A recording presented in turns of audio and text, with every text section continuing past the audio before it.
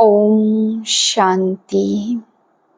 मैं बाह्य मुखी चतुराई से दूर सच्चा सौदागर हूँ।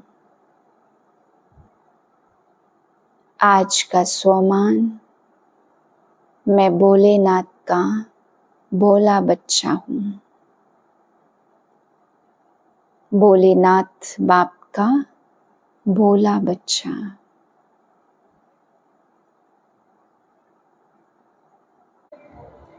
आज 17/8 के शिव बाबा के हम बच्चों के लिए डायरेक्शन है। बच्चे अपनी शान में रहना है, स्वमान की सीट पर सदा सेट रहना है। और समय बहुत नाजुक है, बहुत कम समय है, इसलिए समय को पहचान करके समय का सदुपयोग करना है। समय के महत्व को समझना है और समय कभी भी इशारा दे सकता है चलने का। इसलिए बाबा कहते बच्चे एवर रेडी रहो। फिर बाबा ने आज उन बच्चों को देखा जो स्वमान की सीट पर स्थित रहते हैं। ऐसे बच्चों को बाबा पूरे संसार में से चेक कर रहे थे और देख रहे थे और बहुत स्नेह भरी दृष्टि डाल रहे थे।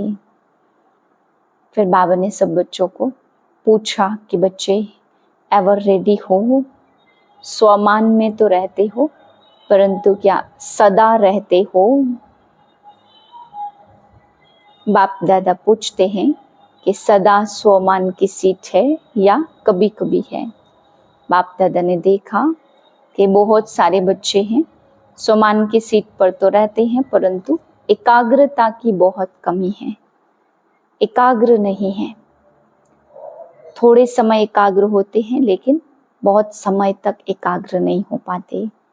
बाबा कहते बच्चे चेक करो एकाग्रता की कमी का क्या कारण है, एकाग्रता क्यों नहीं हो पाती है, किस चीज की कमी के कारण मन एकाग्र नहीं होता, एक ही स्वमान में मन नहीं टिकता है। बाबा ने फिर समझाया कि बच्चे ये भी अटेंशन की कमी है।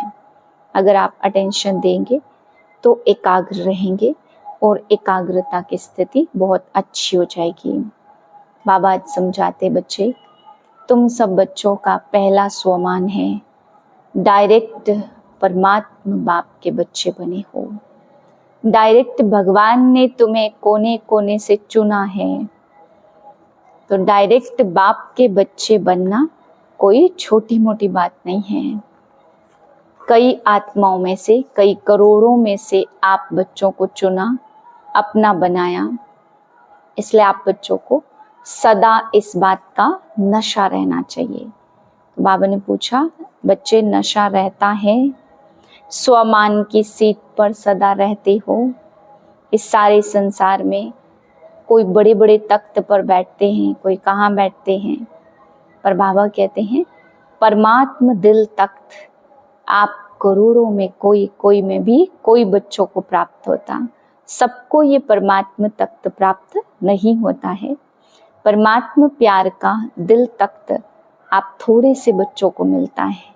तो बाबा कहते हैं तुम डायरेक्ट परमात्मा के चुने हुए बच्चे हो, डायरेक्ट परमात्मा बाबा के बच्चे बने हो और डायरेक्ट दिल तख्त पर तुम बैठते हो।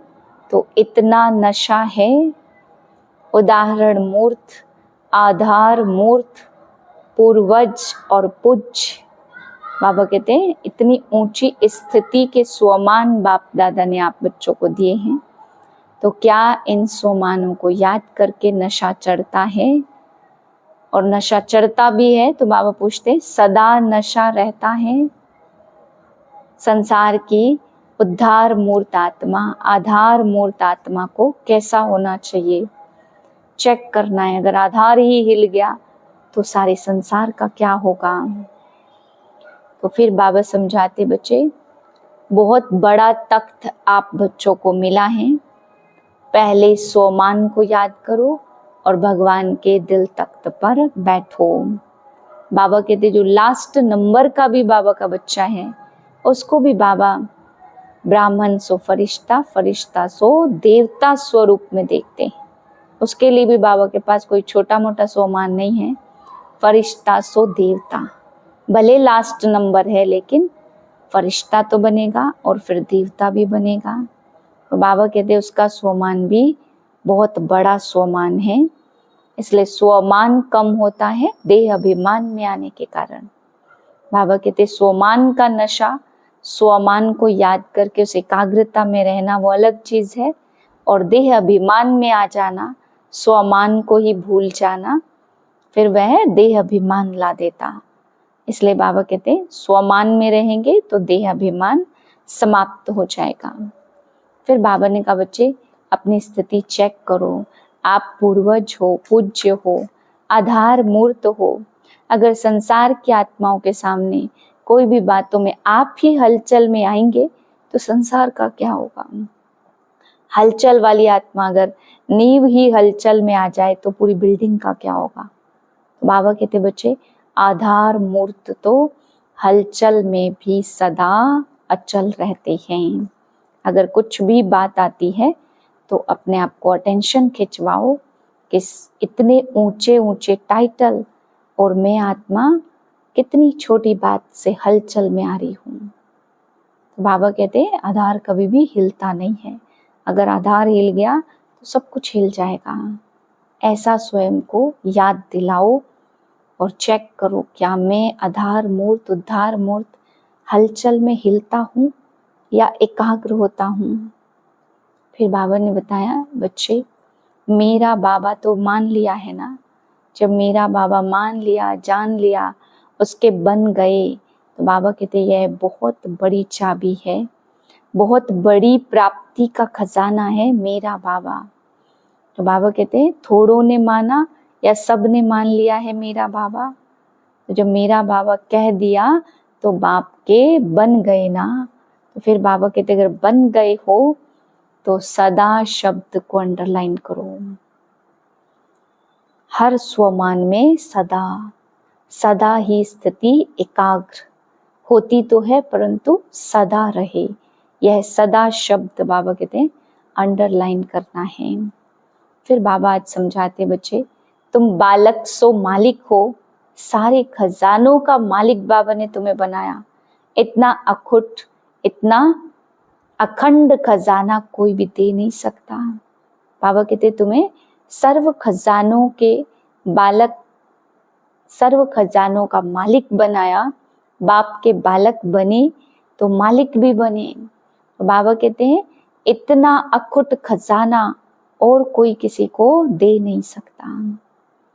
इसलिए बाबा ने कहा चेक करो, खजाने बाबा ने सबको एक समान दिए हैं, फिर अगर कम ज्यादा होता है तो कारण क्या है।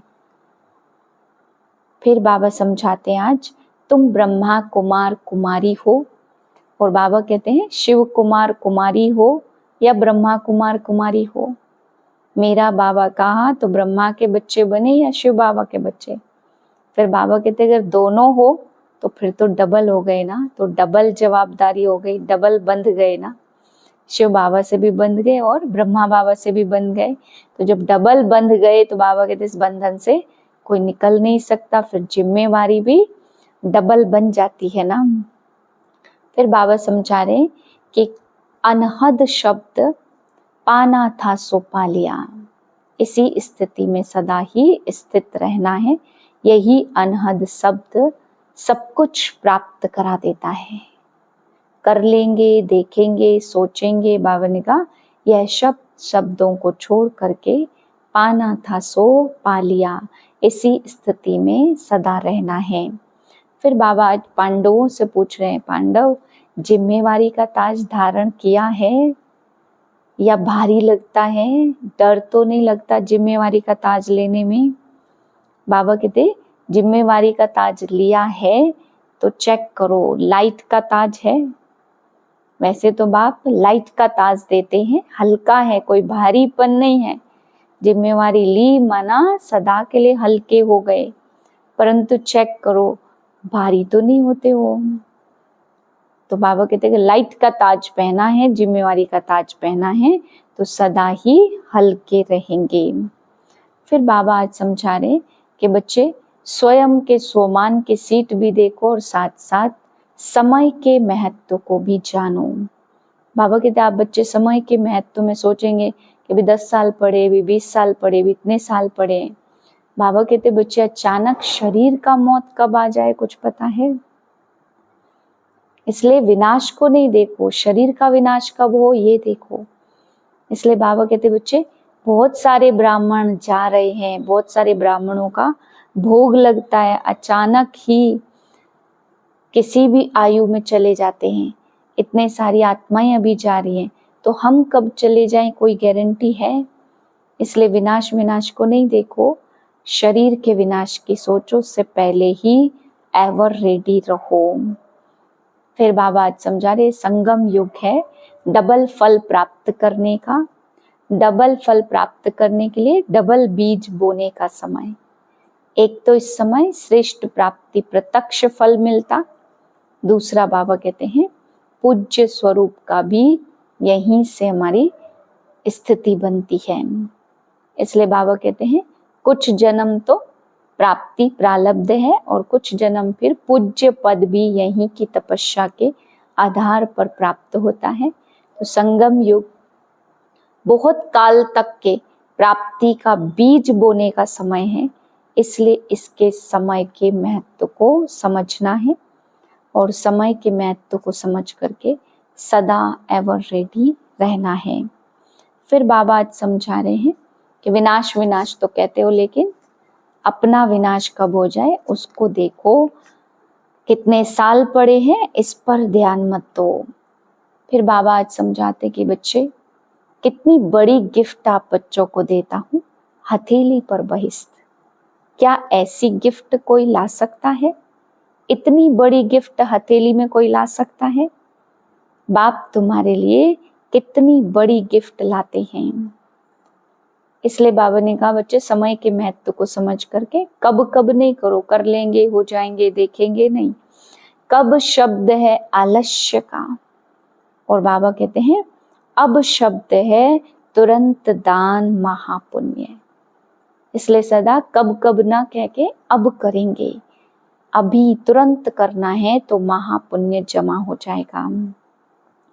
बाप दादा से बाबा कहते हर एक बच्चे से बाप दादा का बहुत प्यार है, और जिससे प्यार होता है उसकी कमी कमजोरी देखी नहीं जाती। इसलिए बाबा अपने लास्ट माला के मणके को भी, लास्ट नंबर के बच्चे को भी बहुत प्यार करते हैं। बाबा कहते सबकी कमजोरियां निकालना चाहते हैं, तो यह आलस्य के शब्द को, अलबीलेपन की कमजोरी को निकालो और लास्ट फास्ट नंबर में जाना है। फिर बाबा आज समझा रहे कि स्वयं ही रियलाइज करो, स्वयं ही रियल गोल्ड बनो, दूसरे को नहीं देखो, खुद को मोल्ड करो। तो बाबा कहते खुद का ही नंबर श्रेष्ठ बनेगा।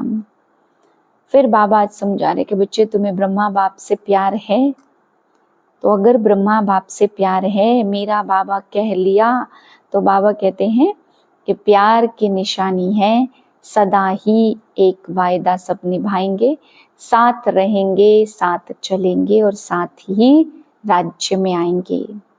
परंतु जिसके हाथ में हाथ होगा वही साथ चल सकेंगे, नहीं तो बाबा कहते हैं धर्मराजपुरी में रुकना पड़ेगा और फिर पीछे आना पड़ेगा। इसलिए ब्रह्मा बाबा समझाते हैं कि बच्चे अगर साथ चलना है तो ना तो शिव बाबा का हाथ है ना ब्रह्मा का हाथ है, और तुम बच्चे भी जब शरीर छोड़ेंगे तुम्हारा भी कोई हाथ नहीं होगा। तो हाथ में हाथ वैसे नहीं देना है, यहाँ है श्रीमत का हाथ। अगर श्रीमत के हाथ में गफलत की तो फिर धर्मराजपुरी में रुकना पड़ेगा, फिर पीछे पीछे आएंगे, फिर साथ नहीं चल सकेंगे। लेकिन अगर प्यार है तो ऐसी स्थिति बनानी है जो बाबा के साथ रहेंगे, साथ चलेंगे और साथ ही साथ राज्य में भी आएंगे। फिर बाबा ने हाथ के लिए बताया, यहाँ श्रीमत का हाथ है, कोई वैसा हाथ नहीं पकड़ना है। फिर बाबा समझाते सदा उमंग उत्साह में रहने वाले, सोमान की सीट पर रहने वाले, ऐसे श्रेष्ठ बच्चों को, एवर रेडी रहने वाले बच्चों को याद प्यार और नमस्ते। हम रूहानी बच्चों के रूहानी बाप को नमस्ते नमस्ते नमस्ते। फिर बाबा आज समझा रहे हैं कि सच्चे सौदागर वह हैं जो बाह्य मुखी चतुराई से दूर रहते हैं। बाबा कहते हैं बच्चे कहा जाता भोलों का भगवान, जो बाहर की चतुराई में रहते वो बाप को प्यारे नहीं लगते। जो भोले होते हैं वह भोलेनाथ के भोले बच्चे दुनिया के लिए भले भोले हैं, परंतु बाप के लिए वो VIPs की लिस्ट में हैं। तो ऐसे भोले बन करके सौदा कर बाप के सारे खजानों का मालिक बनने वाले ही सच्चे सौदागर बनते हैं। मेरा कहा तो सर्व खजानों के मालिक बन गए। बाप के नैनों के नूर बन गए, बाबा के नैनों के सितारे बन गए। तो सौदा मेरा बाबा कहते ही सच्चा सौदा हो जाता है। फिर बाबा आज समझा रहे अगर सर्व से स्नेह प्राप्त करना है तो बोल में मिठास लानी है, मीठे बोल बोलने हैं। आज का व्यक्त इशारा है जितना जितना आप बच्चे लवलीन अवस्था में खोए हुए रहेंगे, बाबा की याद में रहेंगे, उतना उतना आपसे शक्ति स्वरूप के बजाय सर्वशक्तिमान स्वयं दिखाई देगा। इस स्वरूप से बहुत बड़ी सेवा होगी। इसलिए बाबा कहते जैसे ब्रह्मा बाप से श्री कृष्ण शुरुआत में दिखाई देते थे, ऐसे ही आप बच्चों से भी सर्वशक्तिमान दिखाई दे, तब बाप की प्रत्यक्षता होगी। आज इंटरनेशनल योग दिवस है।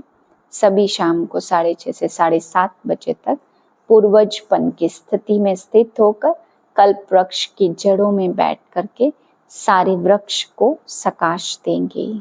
संगठित रूप से यह योग होता है, इसलिए सभी संगठित रूप में सेंटर पर बैठ करके ही यह योग करें। ओम शांति।